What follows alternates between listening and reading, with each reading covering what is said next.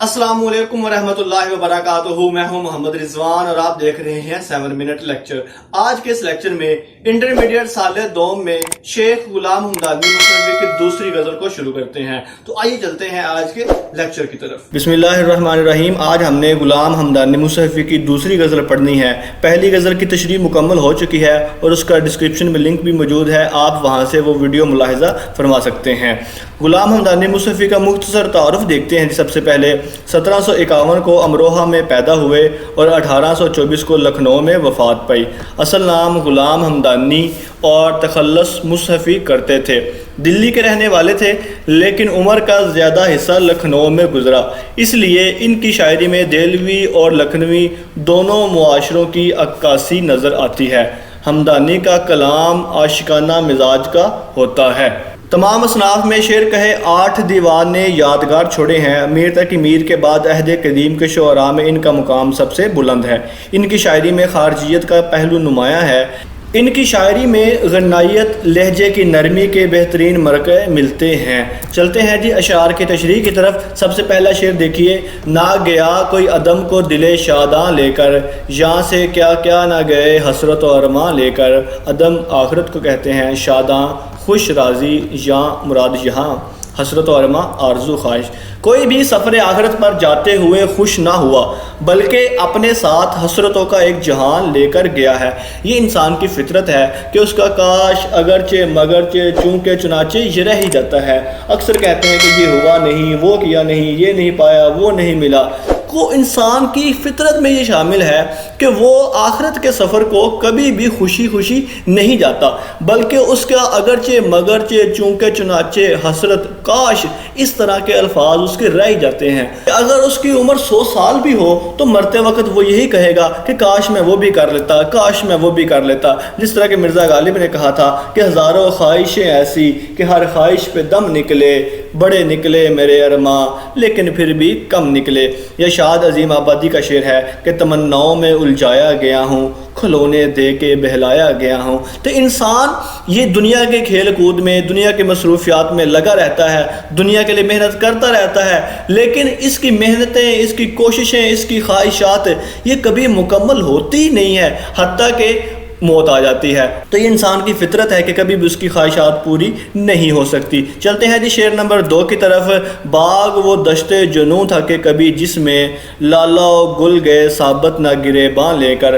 दश्त जंगल को कहते हैं, जुनूं दीवानगी, लाला पोस्त का फूल होता है सुर्ख रंग का, साबत सलामत, गुल गुलाब।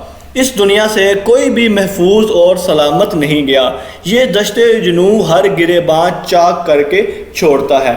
क्लासिकल उर्दू में बहार का मौसम आशिकों के लिए इंतहाई ख़तरनाक होता है, क्योंकि बहार का मौसम आते ही आशिकों की दीवानगी और जुनून में बेपनाह इजाफा हो जाता है।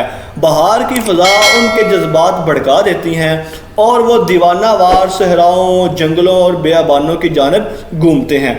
अब अगर इस शेर की तरफ देखा जाए तो लाला और गुल 2 फूलों की बात की गई है। लाला ये एक सुर्ख रंग का फूल होता है और गुल ये गुलाब का फूल है। अब इनका मरहला होता है, कली होती है, कली से फिर फूल बनते हैं और फूल से फिर उसके बाद मुरझा जाते हैं। शायर ये कह रहे हैं कि ऐसे ही इंसान की ज़िंदगी है, बचपन है, जवानी है, बढ़ापा है और उसके बाद फिर मौत है। जिस तरह एक फूल अपनी ज़िंदगी बरकरार नहीं रख सका, वो अपना गिरेबान साबत लेकर नहीं गया, बिल्कुल ऐसे ही इंसान इस दुनिया से अपना कुछ भी सलामत लेकर नहीं जाता। जिस तरह लिबास अपनी असली शक्ल से महरूम हो जाता है वक्त गुजरने के साथ साथ और वो चिचड़े बन जाता है और वो उसकी धज्जियाँ बिखर जाती हैं, इसी तरह इंसान भी आहिस्ता आहिस्ता इस दुनिया से ख़त्म हो जाता है और फिर बिल्कुल ख़त्म हो जाता है। जिस तरह के गुलाम हमदानी मुसन्निफ का एक शेर है कि जोशे जुनूं के हाथ से फसले बहार में गुल से भी हो सकी ना गिरेबां की एहतियात। या मीर तक मीर ने कहा था, कुछ करो फिक्र इस दवाने की,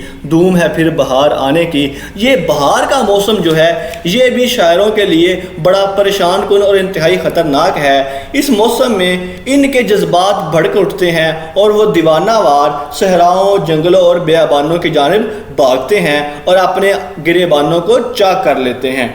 اس کے ہمدرد اور خیرہا اس کے گریبان کو سی دیتے ہیں، لیکن اگلے ہی لمحے عاشق پر دیوانگی کا دورہ پڑتا ہے اور وہ اپنا گریبان پھاڑ لیتا ہے۔ چلتے ہیں جی آج کے لیکچر کے تیسرے اور آخری شعر کی طرف۔ پردہ خاک میں سو رہے جا کر افسوس، پردہ رخسار پر کیا کیا مہتاباں لے کر۔ پردہ خاک زمین کے اندر، مہتاباں چمکتا ہوا چاند، رخسار چہرہ۔ کتنے خوبصورت چہرے چاند سے لوگ زیر زمین جا کر قیام پذیر ہو گئے۔ انسان کتنا خوبصورت ہے نا، کتنا خوبصورت رنگ ہے، خوبصورت بال ہیں، آنکھیں ہیں، چہرہ ہے، جسم ہے، یہ جوانی ہے، رعنائی ہے، لیکن کیا ہے؟ آخر موت ہے، مر جانا ہے، زمین کے اندر دفن ہو جانا ہے۔ کتنے خوبصورت لوگ ہیں، کتنے چاند چہرے لوگ ہیں، ہم ان کو خود اپنے ہاتھوں سے دفنا دیتے ہیں۔ اللہ تعالیٰ قرآن مجید میں فرماتے ہیں کل من علیہا فان ویبقی وجہ ربک ذو الجلال والاکرام، ہر چیز فنا ہو جائے گی مگر تیرے رب کا جاہ و چشم باقی رہے گا۔ انسان دیکھ لیجیے کتنا خوبصورت ہے، ہاتھ پیر جسم چہرہ رعنائی خوبصورتی جسم باڈی بلڈنگ سب کچھ ایک دن ختم ہو جانا ہے۔ آپ کے چہرے کی خوبصورتی ہمیشہ نہیں رہنے والی، آپ کا خوبصورت جسم ہمیشہ نہیں رہنے والا۔ ناصر کاظمی نے کیا کہا تھا کہ جنہیں ہم دیکھ کر جیتے تھے ناصر، وہ لوگ آنکھوں سے اوجھل ہو گئے ہیں، یا پھول سے چہروں کو مٹی میں ملا دیتی ہے۔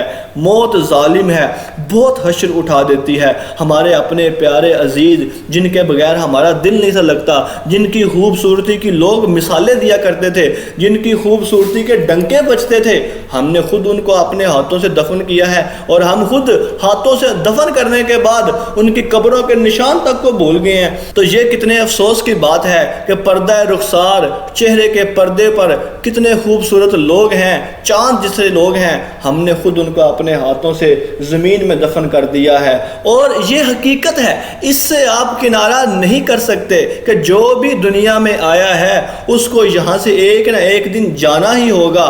جب ایک نہ ایک دن اس دنیا سے جانا ہی ہے تو کیوں نہ ایک اچھی زندگی گزار کے جائے کہ لوگ جانے کے بعد بھی اچھے لفظوں سے یاد کریں۔ بقیہ اشعار کے تشریح کے ساتھ انشاءاللہ العزیز جلد ہی ملاقات ہوتی ہے۔ آپ کی سماعتوں کا بہت بہت شکریہ۔ اللہ حافظ و ناصر۔